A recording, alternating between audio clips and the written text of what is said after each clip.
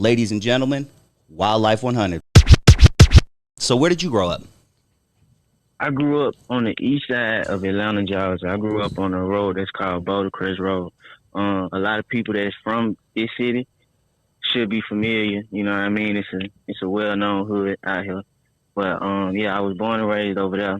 You know, for the majority of my upbringing. But I moved around everywhere. You know, like I went to like 10 different high schools out here. Damn, dog. You know what I mean? Straight up. You feel me? So I know some of everybody. You Okay. feel me? To the best of your knowledge, who were some of the gangs that were present in ATL before Crips and Bloods came along? Before the Crips and the Bloods, it wasn't in Atlanta. I can't say it was too many gangs. You know, the GDs had a real standing out here. You know what I mean, for a minute. You know, I knew about them for a long time. You know, even before the Crips and the Bloods. But for the most part, it down here it was like just cliques. You know, just had some called Black Mob, some called the Fam. You know, they used to beef with each other. You know what I mean? And it was actually big. You know what I mean? But we didn't really do the gang banging until a certain point in time. I've talked to a couple of gangsters in Louisiana, and they said that pop culture like Lil Wayne, Mac 10, people like that had a big influence on bringing Bloods out to Louisiana. Do you know if there's any story behind, you know, any type of something behind that in Atlanta? Yeah, I mean, as far as Atlanta, I know OG Troop came down here and did what he did for the 60s. You know, he from the South Side, or he migrated to the South Side. I'm not sure where he's from. He might be from the land, but he migrated to the South Side, and he really put the 60s out there in Atlanta. You know, like Gunna, he a 60s, Lil Baby. You know, all these niggas, that's where they come from. OG Troop from down here in the city. How about you? How old were you when you personally heard anything about Crips or Bloods? When I personally heard, when I heard something about the Crips, I was pretty young. You know what I mean? It was I say about middle school, you know. But when I actually got involved, I was about 14, maybe 15 years old. Okay. You know, but before that, you know, I was hearing little stuff. You know what I mean? You see them around, things like that. You know, because you don't really know what's going on at the time. You know what I mean? It's just happening. Okay. And you said you were 14. What led you to join the Crips? Well, shit. When I was 14, we moved from where we were staying at the time, and we moved to another apartment on like the let's see, it's like the upper end of Atlanta. You know what I mean? But when we moved over there, we basically stayed in like a trap house, you know, and the trap was ran by Crips pretty much. You know what I'm saying? They was just everywhere. You know, like it was young niggas, it was old niggas, you know what I mean? It was like this was their territory, you feel me? And at the time, I'm guessing, you know, that was the best that my mom could do. You feel me? So I just ended up in a situation where I was around nothing but Crips. You feel me? So I started hanging with these niggas. You know, and the crazy part about it is I was the only one that actually went to school.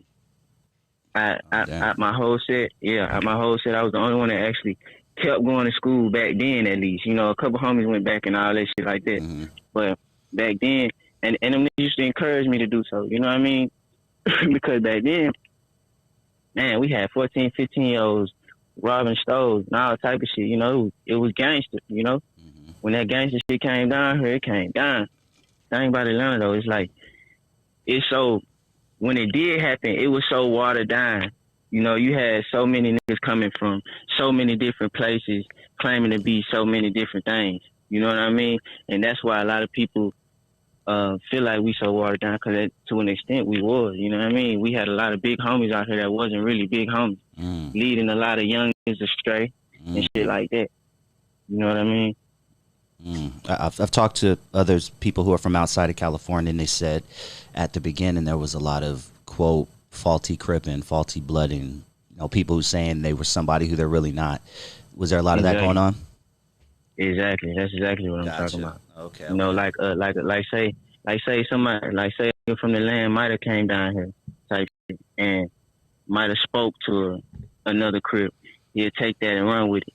You know what I'm saying? As Mm, far as back in the day, it ain't going like that today though. mm. Or he got kicked out of the hood and had to go somewhere else and didn't say that, Yeah, tell for that part, right? sure. Right. But Gotcha. yeah, it for sure ain't like that shit now though. When did you first hear about Monster Cody, and how did you feel when you heard of his passing? Man, I heard about Monster Cody when the book dropped. Hmm. When the book dropped, I had to be in about, I think I was in about fifth or sixth grade. I think I was young, but it was big. You know, it was real big. It's just crazy that I ended up moving into a house full of gangster Crips a couple years later. Oh, that was all a coincidence. Okay. It was all, it Yeah. was all just life. Mm. Monster for sure. He was definitely a contributor of why this gangster shit is so gangster. You know, why the gangster card is as gangster as it is. You know what I mean? Like we known to be brutal and just having no mind. Partially because of Monster Cody. You feel me? That's number one. But what a lot of people don't know is when he went to prison, he actually joined the group. To end the Crip on Crip violence and shit like that. He was doing a lot of shit, even talking to the kids and things like that. He was doing a lot of shit to show reform. You know what I mean?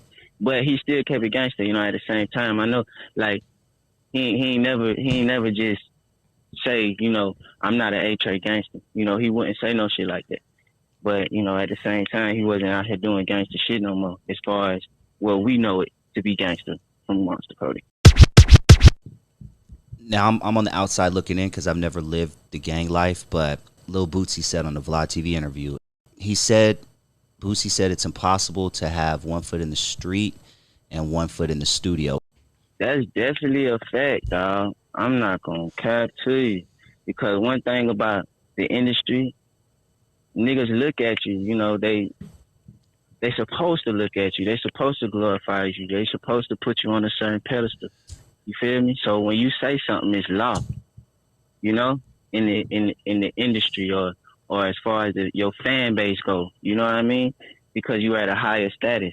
Now, how that resonates in the street, it doesn't resonate too well because at the end of the day, everything that you might say, your every opinion might not be what the politics are. Mm. They might not agree with the politics. You know what I mean? As far as gang banging go and just being in the street, period. It's politics to all of this shit. For real. Unless you just out here, freelancing. You know what I'm saying? Anybody kill the type niggas. What is it like for an active gang member in Atlanta entering jail? What's crazy, man? A lot of niggas still don't know certain politics down here. Like the 60s don't really know who they beef with. The Bloods don't really know who they beef with in the land, things like that. Or they might not even give a fuck. But down here, it's really it's a lot of Bloods in the county. That's for sure. Like the Blood, in DeKalb County, the Bloods run that facility. Okay. You know what I mean? The top floor at least, because I was at the 7th floor. It's only 8 floors, and the 8th floor is where you get your sentence. The 7th floor about high as you can go.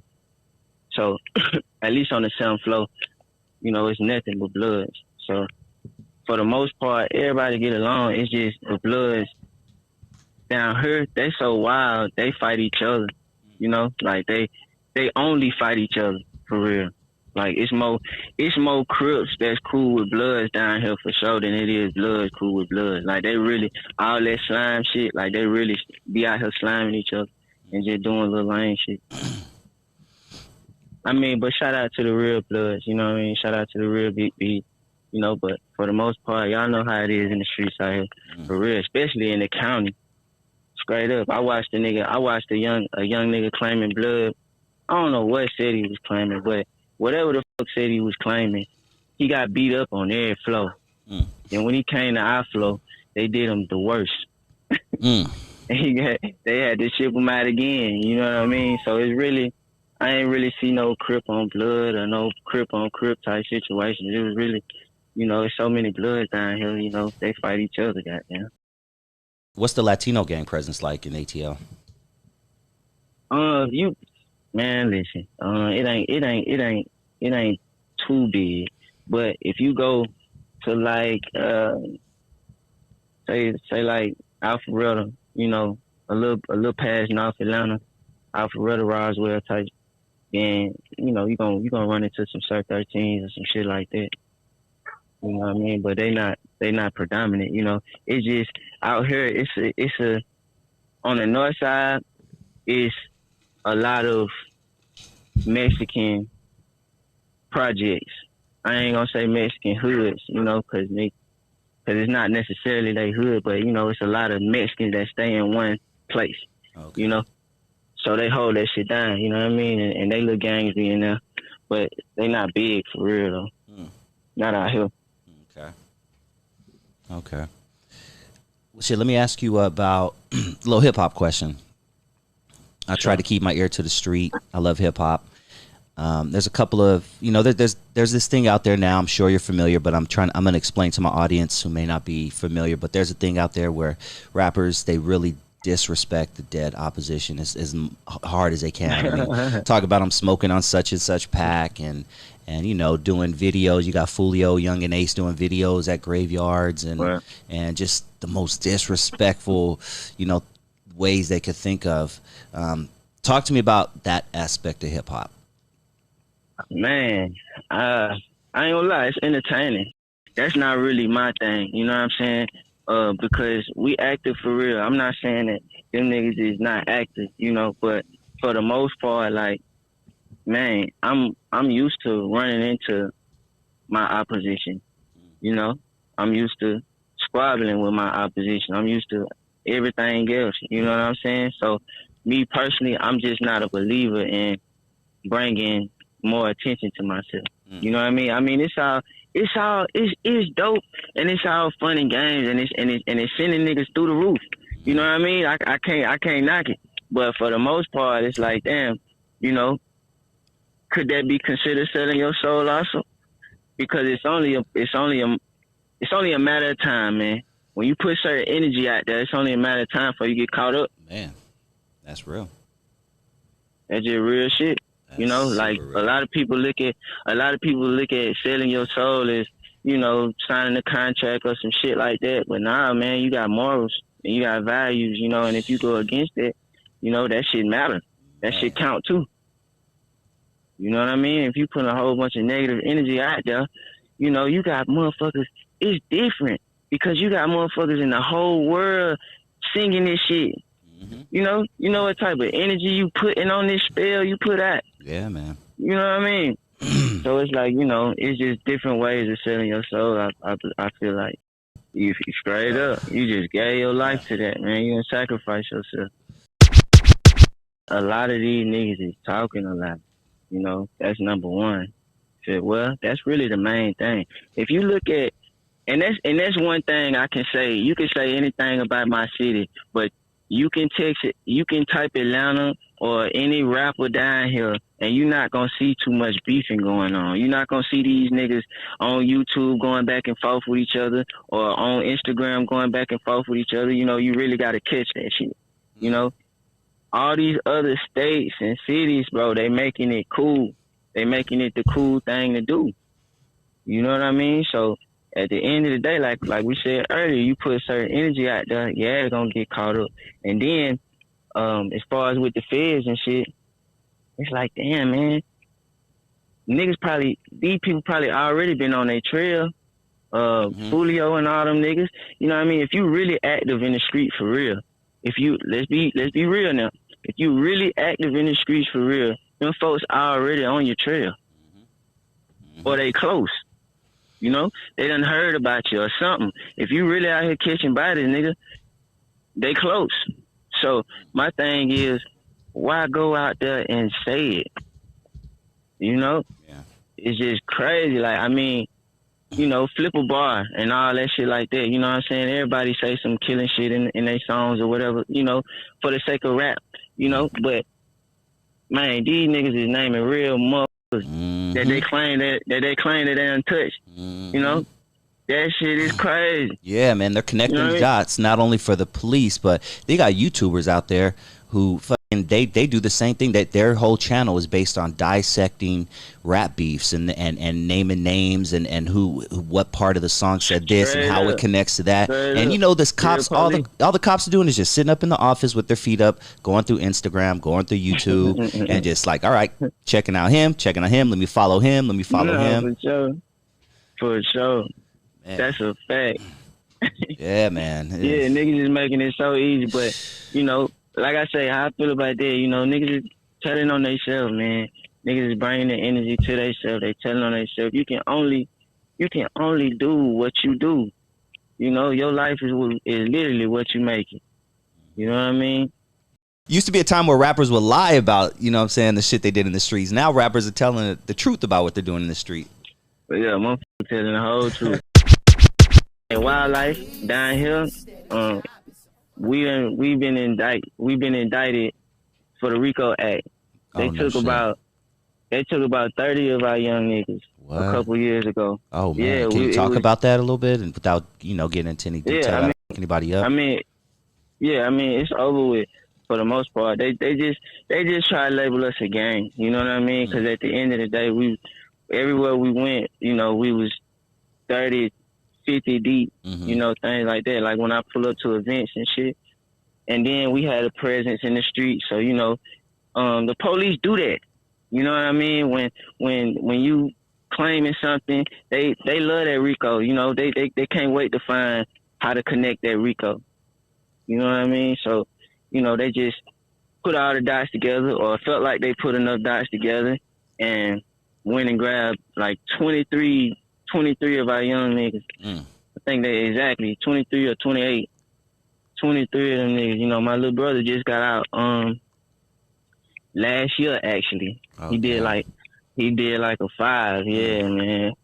They spreaded them out though, man. I had to come into court, nigga. They played all my music in court. Damn. I came into court because my little brother, he wouldn't say nothing. You know, so I wasn't sure if they just wanted the leader of WILDLYFE or what the case was. So I came to court and I stood up and told them, you know, I'm the leader of, you know, the WILDLYFE gang. So they trying to call it, you feel me? But, you know, they sitting there playing all my music, you know, so I felt like I was gonna spin it, you know, man, and make it seem like, you know, we just an entertainment company. But by then, they felt like they had enough evidence and all that shit like that. They ain't even want me. They wanted my little brother and everybody else. Damn. You said your brother's home now? Yeah, he home, but we still banned from Cobb County. What? Yeah. So you can't step foot in Cobb County? I mean, I can sneak in there, but you know, if you wearing a WILDLYFE, yeah. If you wearing a WILDLYFE logo, or you know, if you just happen to get arrested. You just happen to get pulled over or something. Yeah, okay. So don't even do it, it's basically. It's over with for you. Yeah, straight up. And Cobb County ain't the place to be, neither. Where's Cobb County? Is that Atlantic, Cobb County? I don't know Cobb County. It's like the outskirts. It's maybe 30. It's maybe about 20, 30 minutes out, depending on what side of the city you leaving from. You know, but that's what Cumberland Mall at. You know, a lot of niggas be out there because there's money out there.